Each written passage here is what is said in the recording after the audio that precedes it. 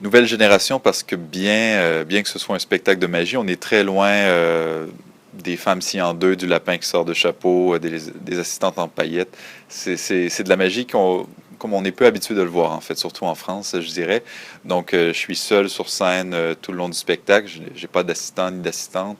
Et je fais des tours qui sont, je dirais, plus modernes. Donc, on utilise la technologie et je fais beaucoup de liens avec la science dans mes numéros.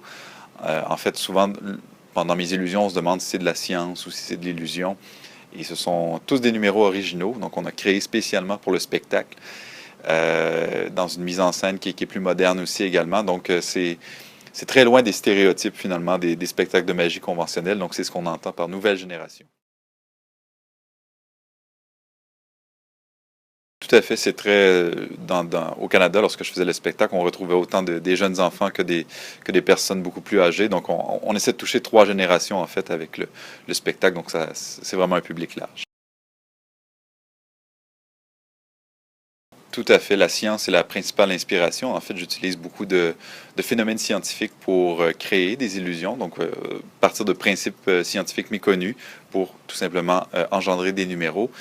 J'utilise également la science pour présenter mes illusions, donc les placer dans un contexte. Donc, au lieu de parler de poudre magique ou de claquement de doigts ou de lutin qui fait opérer la magie, ben, j'ai un discours qui est plus scientifique, qui est moins infantilisant, je dirais, plus autour de la science, qui tourne autour des phénomènes scientifiques qui pourraient expliquer ce que je fais.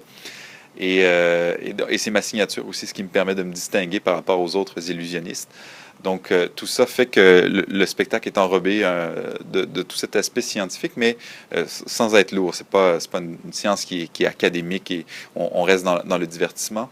Et ce sont des numéros, des effets magiques finalement qui sont loin de ce qu'on voit habituellement. Donc, comme je n'ai pas d'assistante, donc on oublie tous les numéros bon, évidemment, où je suis l'assistante en deux, mais ou des apparitions ou disparitions d'assistants, tout ça.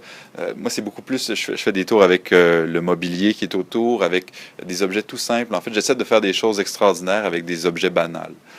Et l'inspiration vient de partout, en fait, de la science. Mais parfois, c'est un proverbe que j'ai entendu, c'est les paroles d'une chanson que j'ai écoutée, la finale d'un film.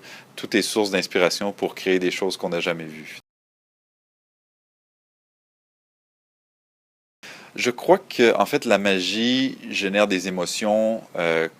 D'abord, des émotions qu'on vit lorsqu'on est très jeune, lorsqu'on découvre le monde. On est émerveillé à chaque jour de découvrir une voiture, un avion. C'est des choses qui sont fantastiques, mais auxquelles on s'habitue. Et donc, plus on vieillit, moins on vit la sensation d'émerveillement.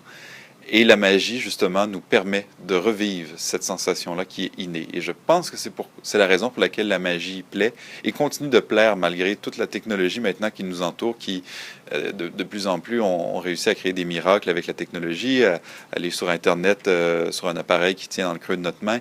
Mais malgré tout, la magie permet je dirais, d'ébranler un peu les fondations de notre cerveau qui sont là, qui nous dit que si on prend un objet et qu'on le laisse tomber, ben c'est attiré au sol. On le sait, on est habitué à ça, mais lorsqu'on voit un objet léviter, comme c'est complètement contraire à ce qu'on est habitué de vivre, ça génère cette émotion-là qu'on vit lorsqu'on est jeune, qu'on voit quelque chose de nouveau. Donc je crois que c'est la raison pour laquelle la magie continue de plaire.